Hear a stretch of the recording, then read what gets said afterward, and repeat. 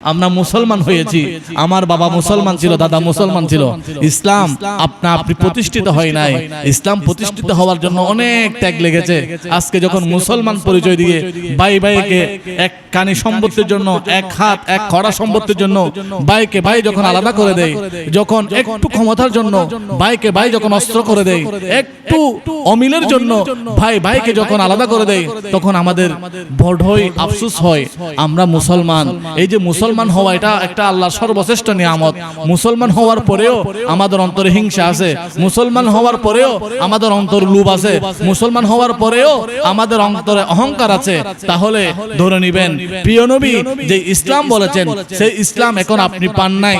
যেই দিন আপনার অন্তর থেকে হিংসাকে আপনি দূর করতে পারবেন, যেই দিন আপনি আপনার ভাইকে সত্যিকার অর্থে ভাই বলতে পারবেন, যেই দিন সমস্ত মুসলিম মিল্লাতকে আপনি আপন ভাই বলে মেনে নিতে পারবেন, আপনার অন্তর থেকে হিংসা, অহংকার, গীবত, চুগলখড়ি, পরনিন্দা যেদিন দূর হবে, সেই দিন আপনি বলবেন আজকে আমি প্রিয় নবীর ইসলামে গ্রহণ করেছি। সুবহানাল্লাহ। তো আজকে আমরা জানবো প্রিয় নবীর হায়াতে জিন্দেগি, নবী করিম সাল্লাল্লাহু আলাইহি ওয়াসাল্লামের হায়াতে জিন্দেগি তথা সিরাতে হায়াতুন নবী সাল্লাল্লাহু আলাইহি ওয়াসাল্লাম সম্পর্কে আমরা জানবো। এরপরে যদি সময় থাকে আমরা প্রিয় নবীর আচরণ এবং প্রিয় নবীর আচরণ এবং ব্যবসা নীতি, বন্ধুনীতি, এই তিনটে বিষয়ে আজকে থেকে আমাদের ধারাবাহিক আলোচনা ইনশাআল্লাহ শুরু হচ্ছে। এক নাম্বার সূরা কালাম, আয়াত নং 4। রব্বুল আলামিন ইরশাদ করেন, ওয়া ইন্নাকা লাআলা খুলুকিন আযীম। হে আমার প্রিয় হাবিব, আপনার মধ্যেই সর্বোত্তম চরিত্র রয়েছে, সর্বোত্তম আদর্শ রয়েছে, অর্থাৎ নিশ্চিত আপনি সর্বোত্তম চরিত্রের অধিকারী। সুবহানাল্লাহ। সর্বোত্তম চরিত্র মানে যেই নবীর সাথে কারো তুলনা নাই। নবী হচ্ছে বেমিসাল। আমরা দুনিয়াতে এসে কাঁদি, আর নবীজি দুনিয়ায় এসে সেজদা দিয়েছেন। আমরা নামাজ পড়ি, এখানে আশহাদু আল্লা ইলাহা ইল্লাল্লাহ বলে আমরা ঈমান আনি, লা ইলাহা ইল্লাল্লাহ বলি, মুহাম্মদুর রাসূলুল্লাহ, এটা হচ্ছে আমাদের কালিমা। আর নবীজির কালিমা হচ্ছে লা ইলাহা ইল্লাল্লাহ ইন্নী রাসূলুল্লাহ, আল্লাহ ছাড়া কোনো মাবুদ নাই, আর আমি হচ্ছি আল্লাহ প্রিয় নবী। আর আমরা নামাজ পড়ি 5 ওয়াক্ত। 5 ওয়াক্ত আমাদের জন্য নামাজ ফরজ, আর প্রিয় নবীর জন্য নামাজ ছিল 6 ওয়াক্ত ফরজ। আমরা রোজা রাখি, সাহারিও খাই, ইফতারও খাই, কিন্তু প্রিয় নবী সাহারিও খেতেন না, ইফতারও খেতেন না, লাগাতার রোজা রাখতেন। এইভাবে রোজা রাখতে রাখতে 5 দিন 10 দিন হয়ে যেত। নবীজিকে অনুসরণ করে সাহাবীরা রোজা রাখা শুরু করে দিলেন। দিনের একদিন রাখলেন, 2 দিনের মধ্যে বেহুশ হয়ে পড়ে গেলেন। বলে তোমার কি হলো? বলে ইয়া রাসূলুল্লাহ, আপনাকে অনুসরণ করতে গিয়ে আপনি যেভাবে সাহারি ছাড়া, ইফতার ছাড়া রোজা রাখেন, আপনাকে অনুসরণ করতে গিয়ে রোজা রাখলো। উনি 2 দিন খান নাই, না খাওয়ার কারণে উনি বেহুশ হয়ে পড়ে গেল। নবীজি বললেন, আইয়ুকুম মিসলি, আমার মতো তোমরা কে আছো? লাস্তু কাআহাদিকুম, আমি তোমাদের কারো মতো নয়, তোমরা কেহ আমার মতো নয়। আমাকে আমার রব খাওয়ান, আমাকে আমার রব পান করান, সুতরাং আল্লাহ তাআলা অদ্বিতীয় করে আমাকে সৃষ্টি করেছেন। এই জন্য হাসান বিন সাবিত বলেন, খুলিকতা মুবাররাআন মিন কুল্লি আইবিন। আল্লাহ তাআলা প্রিয় নবীকে এমনভাবে সৃষ্টি করেছে, প্রিয় নবীর জীবনে, প্রিয় নবীর বাবার দিক দিয়ে, মায়ের দিক দিয়ে 1 বিন্দু পরিমাণ ত্রুটি কোনোদিন ছিল না। জোরে বলি সুবহানাল্লাহ। অনেক স্কলার আবার বলতে চান প্রিয় নবীর মা বাবা অমুসলিম ছিলেন, নন মুসলিম ছিলেন। প্রিয় নবী বলেন, না, আদম সফিউল্লাহ থেকে আমার মা বাবা সবাই মুসলমান ছিলেন, ঈমানদার ছিলেন। আরো জোরে বলুন সুবহানাল্লাহ। তাহলে বেমিসাল করে আল্লাহ পাক রব্বুল আলামিন হায়াতুন নবীকে সৃষ্টি করেছেন। এই জন্য আলা হযরত এই আয়াতের অনুবাদ করছেন, ও কমালে হুসনে হুজুর হ্যাঁ কে গুমা মে না কসে জাহান হি, एह पोलो खार से दूर है, हिशम आके वो दुआनही ओ कमाल हुस्न हुजूर है। তো আজকে আমরা বেমিসাল হায়াতুন নবীর জীবনী শুনবো, সকলে বলি ইনশাআল্লাহ। নবী করিম সাল্লাল্লাহু আলাইহি ওয়াসাল্লাম এর হায়াতের মধ্যে রয়েছে আমাদের জন্য সর্বোত্তম আদর্শ। আমি গত বছর বলেছি 1 থেকে 63 বছর হায়াতে জিন্দেগির বিস্তারিত, এভাবে এই বছর বলবো সেই পদ্ধতি নয়। প্রিয় নবী সাল্লাল্লাহু আলাইহি ওয়াসাল্লাম 1 থেকে 63 বছর হায়াতটা কেমন ছিল, কোন বছরে কি হয়েছে, এটা আমি সংক্ষিপ্ত আকারে বলে, যেহেতু গত বছর যেটা বিস্তারিত বলা হয়েছে সেটা এই বছর বলবো না। আমি 5 বছর আগে কোন আলোচনা করেছি, 2 বছর আগে কোন আলোচনা করেছি, সবগুলো আমার এখানে আমার খুতবার মধ্যে লেখা থাকে। এই জন্য আমার আলোচনা তেমন রিপিট হওয়ার সম্ভাবনা নাই। হয়তো কোনো একটা উদাহরণ দিতে মাঝে মধ্যে অজান্তে হয়তো রিপিট হয়, তাও বিষয়টা বোঝানোর জন্য। তো প্রিয় নবী সাল্লাল্লাহু আলাইহি ওয়াসাল্লাম 570 খ্রিস্টাব্দে কুরাইশ বংশে বনু হাশিম গোত্রে পিতা আব্দুল্লাহ মাতা আমেনার গর্ভে জন্মগ্রহণ করেছেন। সুবহানাল্লাহ বলুন। ধরে প্রিয় নবীর জন্মসন 570, প্রিয় নবীর বংশ হচ্ছে কুরাইশ, প্রিয় নবীর গোত্র হচ্ছে বনু হাশিম, আর প্রিয় নবীর পিতা হচ্ছে আব্দুল্লাহ, প্রিয় নবীর মাতা হচ্ছে আমেনা। সবাই বলি মারহাবা। এই প্রথম বৎসর প্রিয় নবী জন্মগ্রহণ করার 1 সপ্তাহ সময় মায়ের কাছে ছিলেন, আমেনার কাছে ছিলেন। আমেনার কাছে 1 সপ্তাহ থাকার পরে, 1 সপ্তাহ থাকা অবস্থায় প্রিয় নবীর কাছে কয়েকটা অলৌকিক মুআজিজা প্রকাশ পেয়েছে। অনেকে বলে নবী 40 বছর বয়সে নবী হয়েছেন, না, আল্লাহর কোরআন বলে আতানিয়াল কিতাব ওয়া জাআলানি নবিয়্যা। প্রত্যেক নবীকে আল্লাহ তাআলা কিতাব দিয়ে নবী বানিয়ে মায়ের গর্ভ থেকে নবী করে পাঠিয়েছেন। অনেকে স্কলার আছে প্রিয় নবীর দুশমন, প্রিয় নবীর শত্রু, তারা বলে প্রিয় নবী 40 বছর বয়সে নবুয়ত পেয়েছে। প্রিয় নবী যদি 40 বছর বয়সে নবুয়ত পায়, তাহলে প্রিয় নবী এই যে কোরআনুল কারীমের আয়াত, এই আয়াত আল্লাহ কেন নাজিল করছেন? আতানিয়াল কিতাব, আল্লাহ আমাকে কিতাব দিয়েছেন, ওয়া জাআলানি নবিয়্যা, আমাকে নবী বানিয়ে পাঠিয়েছেন। এই জন্য আকায়েদ আহলে সুন্নাত ওয়াল জামাতের বিশ্বাস হচ্ছে প্রত্যেক নবী রাসূলকে আল্লাহ নবুয়ত দিয়ে পাঠিয়েছেন। শুধু শুধু গোমরা কথাবার্তা শুনে প্রিয় নবীর শানে বেয়াদবি করে আমাদের জীবন আল্লাহ তাআলা বরবাদ না করা থেকে হেফাজত করুক, সকলে বলুন আমিন। প্রথম বছর বয়সে মা আমেনার গর্ভে যখন জন্মগ্রহণ করেছেন, মা আমেনা বলেন রাআইতু, আমি দেখলাম, ওহুয়া সাজিদুন, তিনি সাজদা অবস্থায় ছিলেন, আমি দেখলাম ইনি মিটি করে টুট নাচছেন। আমি আমার কানটা লাগিয়ে দেখলাম ইনি উম্মতি উম্মতি উম্মতি বলছেন। সুবহানাল্লাহ বলুন। এরপরে মা আমেনার কাছে ছিল, মা আমেনার কাছ থেকে গেল খাদিজাতুল কুবরার কাছে, ছিল 1 2 3 4 বছর ছিল। এই 4 বছরে হালিমাতুস সাদিয়া বলেন আমার যে উটটা একেবারে মেরা ছিল, ক্ষীণ ছিল, সেই উটটা মোটা তাজা হয়ে গেছে। যে গাছের মধ্যে আমি কোনোদিন ফল পাই নাই, প্রিয় নবীকে আমার ঘরে আনার পরে আমি সেই গাছের মধ্যে অনেক ফল পেয়েছি। মানে প্রিয় নবী আসার পরে আমাকে আল্লাহ তাআলা এত বরকত দিলেন, যেই বরকতের বর্ণনা আমি হালিমাতুস সাদিয়া আমার জবান দিয়ে আমি শেষ করতে পারবো না। সুবহানাল্লাহ। তারপর মা হালিমাতুস সাদিয়ার ঘরে থাকা অবস্থায় উনি 17 দিন বয়সে মা হালিমার সাথে কথা বলেছেন। আমি হয়তো এটা আপনাদেরকে বলেছি। দুধ পান করা অবস্থায় বাম পাশে দুধ খেলেন, ডান পাশে দুধ খেলেন, বাম পাশে দুধ খাচ্ছেন না। উনি বলে দিলেন, মা আমি বাম পাশের দুধ পান করব না, কারণ এটা আমি আমার দুধু ভাইয়ের জন্য রেখে দিয়েছি। তাহলে মায়ের কোলে বসে কি করেছেন? ইনসাফ প্রতিষ্ঠা করেছেন। এরপরে 4 বছর বয়সে ওনার শক্ক সদর হয়েছে। শক্ক সদর মানে সিনাইটা ভেবে অপারেশন করা, ওপেন হার্ট সার্জারি আছে না? ওপেন হার্ট সার্জারি মানে এদিকে ছিঁড়ে ফেলা। এই নবীজির ওপেন হার্ট সার্জারির মতো 4 বছর বয়সে শক্ক সদর হয়েছে। শক্ক সদর হয়ে এখানে কি অপারেশন করেছিল? ওপেন হার্ট সার্জারি করেছিল কে? শক্ক সদর বলা হয় এটা আরবিতে জিব্রাইল। করে একজন মানুষের হৃদয়ে, অন্তরে, নফসে 2 রকমের স্থান আছে, একটা হচ্ছে গুনাহের আর একটা হচ্ছে সওয়াবের। এখানে গুনাহের যেই স্থান ছিল এটা শক্কে সদর করে 4 বছর বয়সে জিব্রাইল আমিন বের করে ফেলেছেন। এই জন্য নবীদেরকে বলা হয় মাসুম, নবীদের কোনো গুনাহ নাই, বেখতা মাসুম। কিন্তু অনেক ব্যাককল আছে নবীকে মাসুম মানেন না, তো নবীকে মাসুম না মানলে সে পরিপূর্ণ নবীর উপর মহব্বত প্রবেশকারী নয়। তাহলে এক হতে 4 বছর শক্কে সদর হলো। 5 বছর বয়সে মা হালিমাতুস সাদিয়ার কাছে গেলেন। মা হালিমাতুস সাদিয়ার কাছে গিয়ে বললেন, আপনার সন্তানকে আমি রেখেছি, এখন তো আপনাকে দেওয়ার সময় হয়েছে, দিতে ইচ্ছা করছে না, তারপরও নিয়ম অনুযায়ী আপনাকে, আপনার সন্তান আপনাকে আমি বুঝিয়ে দিচ্ছি। 5 বছর 4 মাস বয়স। প্রিয় নবী বলেন, বাবার কবর জিয়ারত করতে যাব।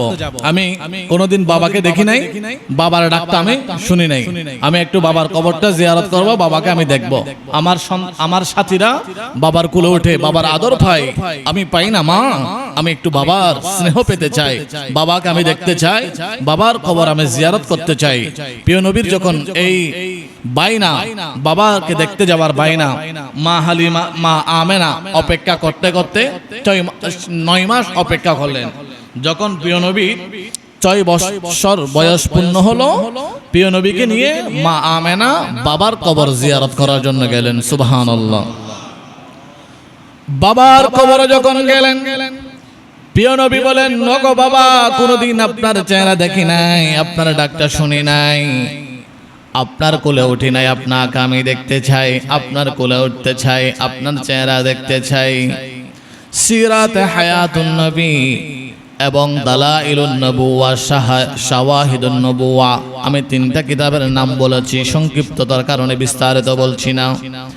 এই 3টা কিতাবের মধ্যে কোট করছেন, দয়াল নবী যখন এভাবে বাবাকে দেখার জন্য উদ্গ্রীব হয়ে আছেন, আল্লাহ তাআলা পাঠালেন, এ জিবরাইল, আমার প্রিয় নবী, আমি যাকে সৃষ্টি না করলে কিছুই সৃষ্টি করতাম না, ওই প্রিয় নবী বাবাকে দেখার জন্য উদ্গ্রীব হয়ে আছেন, তুমি গিয়ে ওই বাবাকে তুলে আমার প্রিয় নবীর সাথে বাবার মোলাকাত করিয়ে দাও। আল্লামা জালালউদ্দিন সুয়ুতি, জিনার কিতাব না পড়লে আলেম হওয়া যাবে না, যিনি 2000 কিতাব লিখেছেন, আমাদের আলিম, ফাজিল, কামিল, যেটাকে আপনারা ইন্টার বলেন, অনার্স বলেন, মাস্টার্স বলেন, আরবি মাদ্রাসার মধ্যে, আলিয়া মাদ্রাসার মধ্যে যে কিতাবগুলো পড়া ছাড়া কেউ আলেম হতে পারবে না, ওই জালালউদ্দিন সুয়ুতি লিখেছেন তারিখুল হুনাফা, অর্থাৎ ইয়াহইয়া, আপনার জালালউদ্দিন সুয়ুতি রাহমাতুল্লাহি তাআলা আলাইহি ফতোয়ায়ে আল হাওয়ি লিল ফতোয়া, আল হাওয়ি লিল ফতোয়া, আল্লামা জালালউদ্দিন সুয়ুতি এই কিতাব লিখেছেন 6 খণ্ডের। এই 6 খণ্ডের কিতাবের মধ্যে আল হাওয়ি লিল ফতোয়ার মধ্যে যেটা 4th নম্বর খণ্ড, সেই একটা খণ্ড লিখেছেন শুধু দয়াল নবী বাবার সাথে কি বলেছেন আর বাবা দয়াল নবীর সাথে কি বলেছিল। ওই আল হাওয়ি লিল ফতোয়ার 4th খণ্ডের মধ্যে আল্লামা জালালউদ্দিন সুয়ুতি প্রায় 61টা হাদিস কোট করেছেন। আমি সংক্ষিপ্ততার কারণে বিস্তারিত বলছি না। আল্লামা সুয়ুতি রাহমাতুল্লাহি তাআলা হাদিস শরীফ কোট করছেন, প্রিয় নবীকে আল্লাহ তাআলা বাবার সাথে মোলাকাত করালেন, আর প্রিয় নবী বাবাকে বাবা বলে ডাকলেন, তার বাবা সন্তানকে কুলে নিলেন, আর সন্তানের মুখে মুখে প্রিয় নবীকে কালিমা পড়ালেন। সুবহানাল্লাহ। তাহলে প্রিয় নবীর মা বাবাকে ও মুসলিম বলা যাবে না। এরপরে 6 বছর বয়সে যখন বাবার জিয়ারত করলেন, জিয়ারত করার পরে মা হালিমা বলেন, আমার পেট ব্যথা শুরু হলো। ওনার সাথে ছিল উম্মে আইমান, একজন দাসী। বলে, উম্মে আইমান, আমি হয়তো আর মক্কাতুল মুকাররমে যেতে পারবো না, মক্কা থেকে মদিনার দূরত্ব হচ্ছে 420 কিলোমিটার। এই মধ্যবর্তী জায়গায় মা আমেনা ইন্তেকাল করেছেন। ইন্না লিল্লাহি ওয়া ইন্না ইলাইহি রাজিউন। 6 বছর বয়স মাকে হারালেন। আইমানের সাথে, উম্মে আইমানের সাথে মক্কা শরীফ গেল। মক্কা শরীফ যাওয়ার পরে দাদা আব্দুল মুত্তালিব ছিলেন। আব্দুল মুত্তালিব তার কাছে লালন পালন করলেন। 6, 7, 8 এই 3 বছর দাদা আব্দুল মুত্তালিবের কাছে ছিল। 8 বছর বয়সে দাদার ইন্তেকাল। এরপর 9 বছরে গেল চাচা আবু তালিবের কাছে। চাচা আবু তালিবের কাছে দীর্ঘদিন ছিল। এই 9 বছর বয়সে প্রিয় নবী ছাগল চড়িয়েছেন। প্রিয় নবী ছাগল চড়ানো থেকে শুরু করে একজন মানুষ যত কাজ করে সব কাজগুলো আল্লাহ তাআলা রাষ্ট্রপতি হওয়া, রাষ্ট্রনায়ক হওয়া, অর্থনীতিবিদ হওয়া, সমাজপতি হওয়া, যত রকমের পজিশন আছে, যত রকমের হালাল পেশা আছে, সবগুলো নবীর 63 বছর হায়াতের মধ্যে আল্লাহ করিয়ে দেখিয়েছেন। সুবহানাল্লাহ। প্রিয় নবী বলেন, মা বাআসাল্লাহু নাবিয়ান ইল্লা রাআল গানাম, আল্লাহ তাআলা কোন নবীকে পাঠান নাই যেই নবী ছাগল চারণ করেন নাই। সাহাবীরা বলেন, ইয়া রাসূলুল্লাহ, আপনিও কি ছাগল ছড়িয়েছেন? বলে, হ্যাঁ, আমিও ছাগল ছড়িয়েছি। আমি আমার চাচার সাথে 9 বছর বয়সে আমি মক্কার অলি গলিতে ছাগল চারণ করেছি। সুবহানাল্লাহ। তাহলে এখন নবীজি ছাগল ছড়িয়েছেন, এজন্য নবীকে রাখাল বলা যাবে? আরো যদি বলুন, নবীকে রাখাল বলা যাবে? কোন স্কলার যদি বলে, তার চেহারা যদি সুন্দর হয়, ফুটপাট যদি ইংলিশ বলতে পারে, চেহারাটা যদি একটু সুদর্শন হয়, সে যদি বলে, এটা মানা যাবে? আপনারা বলুন, এটা মানা যাবে? প্রিয় নবীকে রাখাল বলা যাবে? প্রিয় নবী ছাগল ছড়িয়েছেন কি জন্য? উম্মতকে শিক্ষা দেওয়ার জন্য, জীবনের কোন মুহূর্তে ভেঙে না পড়ার জন্য। জীবনের যে কোনো মুহূর্ত আসবে, আপনি ভেঙে পড়বেন না, আল্লাহর উপর ভরসা করবেন, রব্বুল আলামিন আপনাকে মঞ্জিলে মকসুদে পৌঁছে দিবে। এখন কোরআন শরীফ পড়ে, হাদিস শরীফ পড়ে কেউ যদি নবীকে রাখাল বলে, সে বেঈমান হবে। আল্লাহ বেঈমান থেকে আমাদের ঈমানকে হেফাজত করুন। এরপরে 10-11 3 বছর উনি এভাবে ছিলেন। 12 বছর বয়স, 12 বছর বয়সে আমাদের সন্তানরা তো 12 বছর বয়সে ভালোভাবে কথা বলতে পারে না। আর প্রিয় নবী 12 বছর বয়সে আন্তর্জাতিক ব্যবসায়ী হয়েছিল। কিরকম আন্তর্জাতিক ব্যবসায়ী? আমাদের এখানে অনেক ব্যবসায়িক ভাই আছে না, এখান থেকে চীন যান, চীন গিয়ে চীন থেকে প্রোডাক্ট ক্রয় করেন, ইম্পোর্ট এক্সপোর্ট ইম্পোর্ট করেন। আবার জাপান যান, জাপান গিয়ে আপনার গাড়ির মেশিনারি জিনিস ক্রয় করে আনেন। আবার এক এক দেশে গিয়ে এক এক জিনিস ক্রয় করে আনেন এক এক ব্যবসায়ী। এই প্রিয় নবী 12 বছর বয়সে আন্তর্জাতিক দেশ সফর করেছেন আন্তর্জাতিক ব্যবসায়ী হিসেবে। জোরে বলুন সুবহানাল্লাহ। এভাবে প্রিয় নবী 12 থেকে 30 বছর পর্যন্ত ব্যবসা করেছেন। প্রিয় নবীর জীবনের মধ্যে সবচেয়ে জিনিস যে পেশার সাথে বেশি জড়িত ছিল সেটা ছিল ব্যবসা। ব্যবসা অত্যন্ত পবিত্র পেশা। এইজন্য প্রিয় নবী বলেন, আত-তাজিরুল আমিন মা'আন নাবিয়্যিন ওয়াস-সিদ্দীকিন ওয়াস-শুহাদাই ওয়াস-সালিহিন। যারা বিশ্বস্ত ব্যবসায়ী, মানুষের সাথে প্রতারণা করে না, ধোঁকাবাজি করে না, ওই সমস্ত বিশ্বস্ত ব্যবসায়ী প্রিয় নবীর সাথে কিয়ামতের ময়দানে জান্নাতের মধ্যে একসাথে থাকবে। সুবহানাল্লাহ। প্রিয় নবী একবার মদিনাতুল মুনাওয়ারার বাজারে গেলেন। বাজারে গিয়ে প্রিয় নবী দেখলেন সাহাবীরা ব্যবসা করছেন। কতগুলো খেজুরের স্তূপ ছিল, খেজুরের টাল ছিল। ওই খেজুরের স্তূপের মধ্যে ভিতরে হাত দিয়ে দেখলেন খেজুরের উপরে এক রকম আর টালের ভিতর ভিন্ন রকম। আমার বাবারা ভাইয়েরা, এবার প্রিয় নবী সাহাবীদেরকে বলেন, এ সাহাবী, তোমরা ব্যবসা করছো, আবার প্রতারণা করছো। উপরে একরকম খেজুর আর ভিতরে আরেক রকম খেজুর। উপরে 1 নম্বর খেজুর, ভিতরে 2 নম্বর খেজুর। আমাদের দেশের মাছ ব্যাপারীরা এটা করে, উপরে মাছগুলো সুন্দর থাকে, গড়া নিয়ে দেখা যায় মাছগুলো পচা, উপরে দেখা যায় পিটপাট, ভিতরে সদরঘাট। প্রিয় নবী বলেন, এ সাহাবী, তোমরা শোনো, যে ব্যক্তি ব্যবসা করার নামে প্রতারণা করবা, যে ব্যক্তি প্রতারণা করবা, মান গস্সা ফালাইসা মিন্না, তাকে আমি আমার উম্মতের লিস্ট থেকে বের করে দিলাম। অর্থাৎ যে প্রতারণা করবে সে আমার উম্মত নয়। জোরে বলি নাউযুবিল্লাহ। তাহলে নবীজি 12 বছর থেকে 30 বছর পর্যন্ত ব্যবসা করেছেন, কখনো প্রতারণা করেন নাই। ব্যবসা করার জন্য উনি 12টা নীতিমালা দিয়েছেন। ইনশাআল্লাহ সেটা আমরা ধারাবাহিকভাবে শুনবো আজকে না। তো ব্যবসার প্রিয় নবী ব্যবসার 12টা নীতিমালা দিয়েছেন। তো 12 বছর বয়সে উনি কি করলেন? সিরিয়া সফর করলেন, উনি বিদেশ সফর করলেন আন্তর্জাতিক ব্যবসায়ী হিসাবে। এভাবে উনি 13 বছর বয়সে এসে আবার দেশে ফিরছেন, আবার দেশে ব্যবসায়িক কাজ করেছেন। আবার 14 বছর বয়সে আমাদের দেশের ছেলেরা 14 বছর বয়সে কিশোর গ্যাং হয়, আর প্রিয় নবী 14 বছর বয়সে কি করেছেন জানেন? হিলফুল ফুজ্জার আরবের মধ্যে একটা যুদ্ধ হয়েছিল, সেই যুদ্ধটার স্থায়িত্ব অনেক দিন হয়েছিল, কেউ বন্ধ করতে পারেন নাই। প্রিয় নবীর বয়স মাত্র 14 বছর, তিনি হিলফুল ফুজ্জার হারবুল ফুজ্জার যুদ্ধ বন্ধ করে তিনি হিলফুল ফুজুল গঠন করেছেন। হিলফুল ফুজুলের নীতিমালা ছিল কেউ খেয়েছে কেউ খায়নি, এই নীতিতে চলবে না, মানে কেউ খাবে কেউ খাবে না, তা হবে না তা হবে না, এটা ছিল প্রিয় নবীর স্লোগান। যারা অনাহারে অর্ধাহারা ছিল তাদের ঘরের মধ্যে কি পৌঁছিয়ে দিত? খাবার পৌঁছিয়ে দিত। যারা অসুস্থ রোগী, যারা চিকিৎসা সেবা নিতে পারতো না, তাদের চিকিৎসা সেবা প্রিয় নবী করে দিত হিলফুল ফুজুলের মাধ্যমে। 4টা নীতিমালার আলোকে হিলফুল ফুজুল পরিচালিত হতো। এই হিলফুল ফুজুল আরবের কিশোর বালকদেরকে নিয়ে প্রিয় নবী এই হিলফুল ফুজুল গঠন করে আরবের মধ্যে শান্তি প্রতিষ্ঠা করেছেন। সুবহানাল্লাহ। প্রিয় নবীজি আরবদের দ্বন্দ্ব ছিল, এই দ্বন্দ্বটা মিটিয়ে দিয়েছেন। আবার 16, 17, 18, 19, 20, 21, 22, 23 দেশে ছিলেন, দেশে ব্যবসা করেছেন। 24 বছর বয়সে আবার আন্তর্জাতিক ব্যবসায়ী হিসেবে সফর করলেন। এখন ওই ব্যবসার মধ্যে এত লাভ হলো প্রিয় নবীর, এত লাভ হলো, এই লাভ কেউ আগে করতে পারে নাই। মনে করুন ব্যবসা করেছেন 1000 টাকার, লাভ হয়েছে 1 কোটি টাকা, এত বরকত হলো। এই বরকত দেখে পুরো আরবের মধ্যে হইচই পড়ে গেল। প্রিয় নবী ব্যবসার মধ্যে এত কৌশল জানে, এত সুন্দর সিস্টেম জানে, এত লাভ হলো, এত সুন্দর সিস্টেম।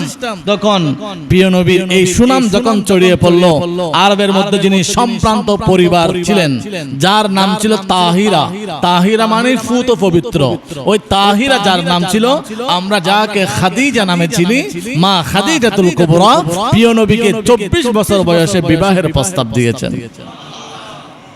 24 বছর বয়সে প্রিয় নবী এই প্রস্তাবটা চাচার কাছে বলেছেন, চাচা এটা অ্যাকসেপ্ট করেছেন। তখন চাচা ওই প্রিয় নবীকে 25 বছর বয়সে, 40 বছর বয়সে আমাদের আম্মাজান মা খাদিজাতুল কুবরার সাথে বিবাহ দিয়েছেন। এখন প্রিয় নবী বিবাহ করেছেন 25 বছর বয়সে, 40 বছর বয়সী মহিষী যে আমাদের আম্মাজান মা খাদিজাতুল কুবরা। এখন তাই বলে কি মা খাদিজাতুল কুবরাকে বুড়ি বলা যাবে? আরো জোরে বলুন না। কেউ যদি বুড়ি বলে তাকে জুতা মারতে না পারলেও মন থেকে জুতা মারে দিব, হাত দিয়ে মারতে না পারলেও ইমান থেকে, ইমানের দাবি হচ্ছে প্রিয় নবীর শানে যে গুস্তাহি করবে তাকে মন থেকে একটা জুতার বাড়ি মারে দেওয়া। প্রিয় নবী 25 বছর বয়সে মা খাদিজাতুল কুবরার সাথে 40 বছর বয়সে বিবাহ হলো। এখানে বুড়ি পোড়া এইরকম যদি কেউ যদি বলে তার ঈমান নিয়ে টানাটানি হবে, কারণ আল্লাহ তাআলা বলেন প্রিয় নবীকে ভালোবাসাই হচ্ছে ঈমান। এইজন্য প্রিয় নবী 25 বছর বয়সে বিয়ে করলেন মা খাদিজাতুল কুবরার সাথে, প্রথম বিবাহ। এখন 28 বছর বয়সে, এরপরে 25 বছর বয়সে মা খাদিজাকে বিবাহ করলেন। 26, 27, 28, 29 প্রিয় নবী দেশের মধ্যে ব্যবসা করেছেন। ওই যে বললাম 30 বছর পর্যন্ত ব্যবসা, এই 30 বছর পর্যন্ত ব্যবসা করেছেন। এরপর 30 বছর বয়সে হযরত জাইনাব রাদিয়াল্লাহু তাআলা আনহুর জন্ম হয়েছে। 31 বছর বয়সে হযরতে রুকাইয়ার জন্ম হয়েছে।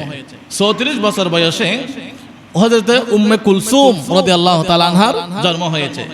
35 বছর বয়সে হযরত মা ফাতেমা রাদিয়াল্লাহু তাআলা আনহার জন্ম হয়েছে। আচ্ছা, মা ফাতেমা ও মা খাদিজা ও মা। এখন অনেকে বলে না মা তো আমার মা, কারণ যে মা আমাকে ফেটে নিয়েছে সেই মা, আর কেউ মা না। এখন সে যদি বলে তাহলে সে কি করছে? বেয়াদবি করছে। কি রকম বেয়াদবি? রিকশাওয়ালা, চেনজিওয়ালা। আমি গতকালকে আসছি, আজকে সকালবেলা আসছি, এই যে সুদূর সাজেক থেকে মাহফিল করে, যে ড্রাইভার ছিল তাকে আমি বাবা বলে ডেকেছি, বয়োজ্যেষ্ঠ। তো ড্রাইভারকে আমি বাবা বলেছি, সে কি আমার বাপ হয়ে গেছে?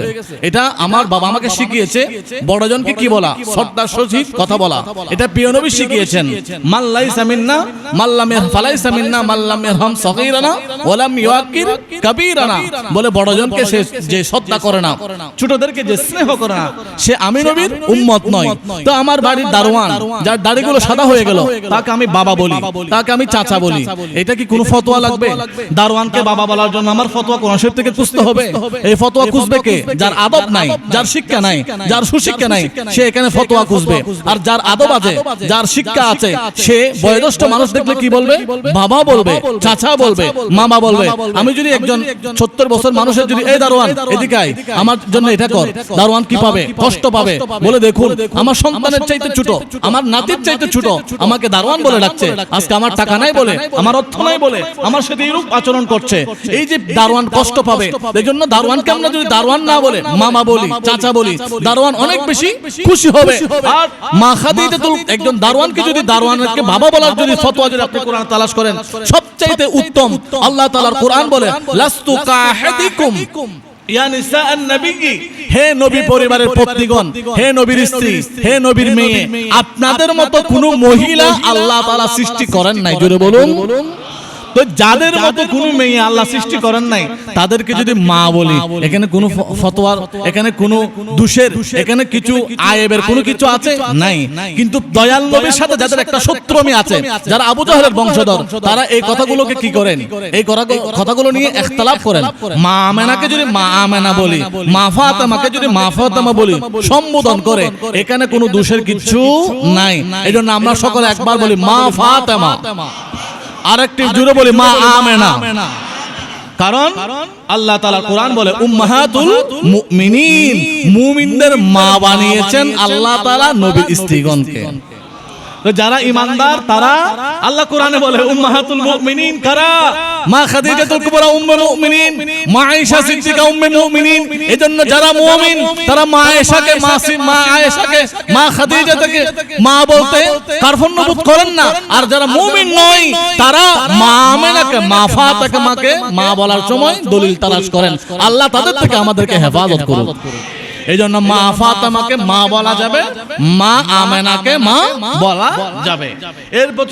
এরপরে 37, 38, 39 এই 3 বছর প্রিয় নবী ঘরে থাকতেন না। আপনারা যারা আল্লাহর ঘরে গিয়েছেন দেখেছেন 1354 ফিট উপরে আমার উঠতে প্রায় 2 ঘন্টা লেগেছে, যেটাকে বলা হয় জবলে নূর, যে পাহাড়ের মধ্যে কোরআন অবতীর্ণ হয়েছে। ইনশাআল্লাহ আগামী মাসের 23 তারিখ আল্লাহ সুবহানাহু ওয়া তাআলা, আমি আবার যাওয়ার নিয়ত করেছি, টিকিট হয়ে গেছে।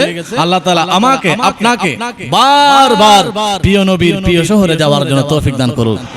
আরো জোরে বলুন। মদিনা যাওয়ার জন্য টাকা পয়সার কিছু লাগে না, একটু দিল দিয়ে দুরূদ শরীফ পড়ে আল্লাহর কাছে চাইতে হয়। প্রিয় নবীকে দুরূদ শরীফ পড়ে স্মরণ করতে হয়। আমি দেখেছি রাস্তার ফকির এই নাত রাসূল পড়ে ওনার মদিনা যাওয়ার টিকিট হয়ে গেছে। এই জন্য টাকা পয়সা প্রত্যেক মাসে যাদের ইনকাম আছে ভালো, অন্ততপক্ষে 5000 টাকা জমাবেন প্রিয় নবীর দেশে যাওয়ার জন্য, প্রিয় নবীর মাজার জিয়ারত করার জন্য, মদিনাতুল মুনাওয়ারা গিয়ে একটু কাঁদার জন্য, প্রিয় নবীকে সালাম দেওয়ার জন্য। যাদের শক্তি সামর্থ্য আছে প্রত্যেক মাসে, আমি এটা করি, প্রত্যেক মাসে 10,000 টাকা আপনি যদি সেভ করার যদি সামর্থ্য থাকে আপনি করুন। 10 মাস আপনি 15 মাস সেভ করবেন, এখন যেতে লাগে 1,50,000। তো 15 মাস আপনি জমাবেন, দেখবেন রব্বুল আলামিন আপনাকে প্রিয় নবীর শহর নসিব করবেন। এটা প্রত্যেকদিন দোয়ার মধ্যে এটাও রাখবেন, আল্লাহ জীবনে বারবার প্রিয় নবীর শহর মদিনা যাওয়ার জন্য তৌফিক দাও। এই দোয়া আমি করতে বলি নাই, এই দোয়া ফারুক আজম করেছেন। ফারুক আজম প্রত্যেকদিন 100 বারের বেশি দোয়া করতেন, আল্লাহ আপনি আমাকে প্রিয় নবীর খলিফা বানিয়েছেন, আপনি আমাকে এত নিয়ামত দিয়েছেন, আমি আপনার কাছে একটা দোয়া একদিনে ফাওকা 10 মাররা, একদিনে এক ওয়াক্ত নামাজে আমি 10 বার, আবার নামাজের পরে আমি মিয়া ফাওকা মিয়া 100 বারের বেশি আমি দোয়া করছি। বলে কোন দোয়া? বলে আল্লাহুম্মা রযুক, আল্লাহ আপনি আমাকে মদিনা শরীফের মধ্যে মৃত্যু দিয়েন। সুবহানাল্লাহ। ফারুক আজমের দোয়া আল্লাহ কবুল করেছেন। ফারুক আজমের মৃত্যু হয়েছে কোথায়? মদিনাতুল মুনাওয়ারার মধ্যে, দাফন করেছেন প্রিয় নবীর কদম মোবারকের পাশে।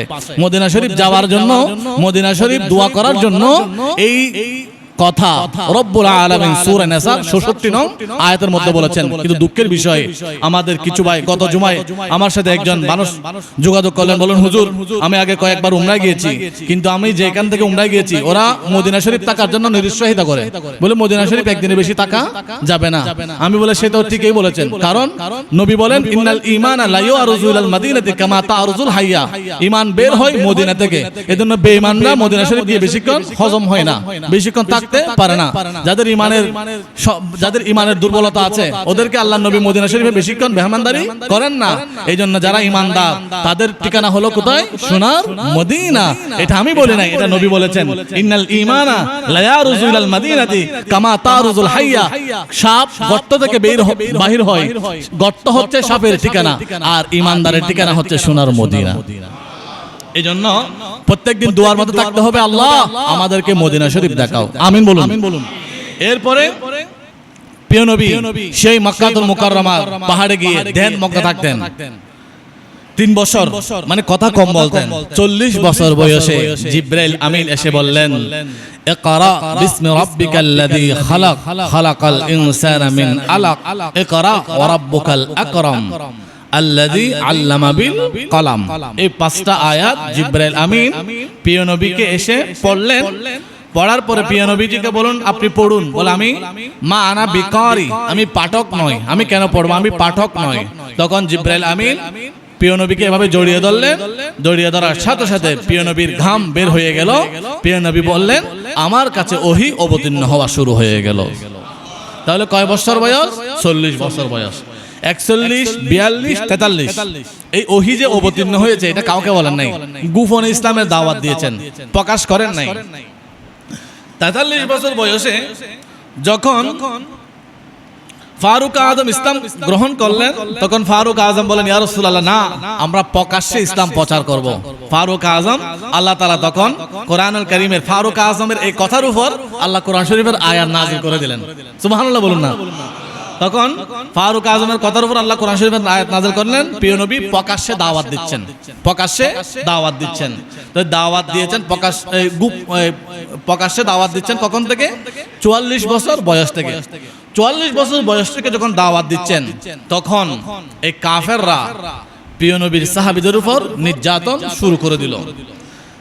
ইসলামের প্রথম শহীদ একজন মা হযরতে সুমাইয়াকে শহীদ করেছেন কোনো সম্পদের জন্য নয়, ধনের জন্য নয়, অর্থের জন্য নয়, একমাত্র প্রিয় নবীকে ভালোবাসার কারণে শহীদ করেছেন। ওনাকে শহীদ কিভাবে করেছেন জানেন? পাথর মারতে মারতে মারতে মারতে ওনাকে এমন ভাবে রক্তাক্ত করে দিলেন, উনি তারপরও প্রিয় নবীর ভালোবাসা চাচ্ছেন না। তখন ওনার লজ্জাস্থান দিয়ে একটা, আমাদের এখানে আগে কতগুলো জেলেরা মাছ ধরতো, কতগুলো টেড়া ছিল, টেড়া বলে হয়, ওই এরকম ভয়ঙ্কর একটা লোহার টেড়া দিয়ে আপনার মা খাদিজাতুল কুবরা রাদিয়াল্লাহু তাআলা, মা সুমাইয়া রাদিয়াল্লাহু তাআলা আনহার লজ্জাস্থান আঘাত করে করে ওনাকে শহীদ করেছেন। জোরে বলুন ইন্না লিল্লাহি ওয়া ইন্না ইলাইহি রাজিউন। নবুয়তের 45 বছর বয়সে হযরত হাব্বাব, হযরত বেলাল রাদিয়াল্লাহু তাআলা আনহু তথা সাহাবীদেরকে নির্যাতন শুরু করে দিলেন। হযরত হাব্বাব ওনার শরীরের মধ্যে মাঝে মধ্যে গোশতের টুকরো থাকতো না, এখানে গোশতের টুকরো নাই, এখানে টুকরো নাই, জিহ্বা অর্ধেক ছিল আর অর্ধেক ছিল না। উনি ভালোভাবে কথা বলতে পারতেন না। হযরত হাব্বাবের জিহ্বা ছিল অর্ধেক। তখন ওমর ফারুক জিজ্ঞাসা করছেন, এ হাব্বাব, এই অবস্থা হওয়ার সময় তোমার অনুভূতিটা কেমন ছিল? বলে আমার সাথে কারো টাকার দ্বন্দ্ব ছিল না, অর্থর দ্বন্দ্ব ছিল না, ক্ষমতার দ্বন্দ্ব ছিল না, শুধু আমি প্রিয় নবীকে প্রাণের চাইতে বেশি ভালোবেসেছি, এজন্য আমার শরীর থেকে গোশতের টুকরো এভাবে টুকরো টুকরো করে নিয়ে নিয়েছেন। এরপর আমি প্রিয় নবীর ভালোবাসা অন্তর থেকে ছেড়ে দিই নাই। বলে আপনি কি জানেন আমার যে জিহ্বা ছিল, এই জিহ্বার মধ্যে লোহা গরম করে ছেক দিয়ে আমার অর্ধেক জিহ্বা আগুনের মধ্যে ফুড়ে ফুড়ে ক্ষত করে দিল, তারপর আমি প্রিয় নবীর ভালোবাসা, প্রিয় নবীর কালিমা অন্তর থেকে ছাড়ি নাই। হযরত হাব্বাব রাদিয়াল্লাহু তাআলা আনহুর উপর এমন নির্যাতন করেছিলেন, তারপর হাব্বাব প্রিয় নবীর ভালোবাসা ছাড়েন নাই। বলেন আশহাদু আল্লা ইলাহা ইল্লাল্লাহ ওয়া আশহাদু আন্না মুহাম্মাদুর রাসূলুল্লাহ। বলে আমাকে যত বেশি নির্যাতন করো আমি তত বেশি আমার প্রিয় নবীকে ভালোবাসবো। হযরত বেলাল রাদিয়াল্লাহু তাআলা আনহুকে উটের সাথে লাগিয়ে একটা রশি বেঁধে হযরত বেলালের গলার মধ্যে রশি বেঁধে এভাবে টানতেন, টেনে টেনে নিয়ে যেতেন। উত্তপ্ত মরুভূমির বালুর মধ্যে একটা বিশাল পাথর হযরত বেলালের সিনার মধ্যে দিয়ে দিতেন। বেলাল আওয়াজ করতে পারতেন না, শুধু আহাদ আহাদ আহাদ বলতেন, আল্লাহ এক আল্লাহ এক আল্লাহ এক বলতেন। আর ওইদিকে আল্লাহ তাআলা কোরআনুল কারীমের আয়াত অবতীর্ণ করলেন, ওগো আমার প্রিয় হাবিব, আমি আপনাকে পাঠিয়েছি রহমত হিসাবে, আর আপনার উপর ঈমান আনার কারণে তারা এমন নির্যাতন করছে, আমার আরশ যেন কেঁপে উঠছে। হযরত বেলাল রাদিয়াল্লাহু তাআলা আনহুর নির্যাতন থেকে হযরত সিদ্দিক আকবরকে আল্লাহ তাআলা পাঠালেন। সিদ্দিক আকবর বেলাল রাদিয়াল্লাহু তাআলা আনহুকে উদ্ধার করলেন। বেলাল রাদিয়াল্লাহু তাআলা আনহুকে এত কষ্ট দিয়েছেন, বেলাল রাদিয়াল্লাহু তাআলা আনহুর চামড়াটা পুরোভাবে ক্ষয়ে গিয়েছে। আমাদের দেশে কোনো মানুষ যদি আগুনের মধ্যে পোড়া যায়, তার চামড়াগুলো যেভাবে একটা একটার সাথে লেগে যায়, বেলাল রাদিয়াল্লাহু তাআলা আনহু এমন কষ্ট দিয়েছেন, চামড়া একটার সাথে একটা লেগে গিয়েছে, তারপরও প্রিয় নবীর ভালোবাসা অন্তর থেকে ছেড়ে দেন নাই। জোরে বলুন সুবহানাল্লাহ। তো সেটা ছিল কখন? প্রিয় নবীর 45 বছর, এই 144, 45, 46, 47, 48, 49 এই বয়স, এই 9 বছর প্রিয় নবী সবচেয়ে কঠিন মুহূর্ত অতিক্রম করেছেন, কঠিন মুহূর্ত অতিক্রম করেছেন। এরপরে প্রিয় নবীর সাথে যাবতীয় লেনদেন বন্ধ করে দিয়েছে, প্রিয় নবীকে একটা বন্দী করে দিয়েছে, ওইটাকে বলা হয় শিয়াবে আবে তালিব, অর্থাৎ প্রিয় নবীর সাথে কেউ কথা বলবে না, কেউ ব্যবসা বাণিজ্য করবে না। ওই সময়ের মধ্যে প্রিয় নবী গাছের পাতা পর্যন্ত খেয়েছেন, গাছের পাতা খেয়েছেন, কাঁচা গাছের পাতা। প্রিয় নবী বলেন, আমরা এমন ছিলাম, আমাদের প্রস্রাবগুলো ছাগলের প্রস্রাবের মতো হয়ে গিয়েছে। যেই প্রাণীগুলো যে প্রস্রাব করে, সেই আমাদের মলমূত্রগুলো তাদের মতো হয়ে গিয়েছে, কারণ আমরা পাতা খেয়ে, গাছের কাণ্ড খেয়ে 3 বছর ছিলাম। আমরা মুসলমান হয়েছি, আমার বাবা মুসলমান ছিল, দাদা মুসলমান ছিল। ইসলাম আপনা আপনি প্রতিষ্ঠিত হয় নাই, ইসলাম প্রতিষ্ঠিত হওয়ার জন্য অনেক ত্যাগ লেগেছে।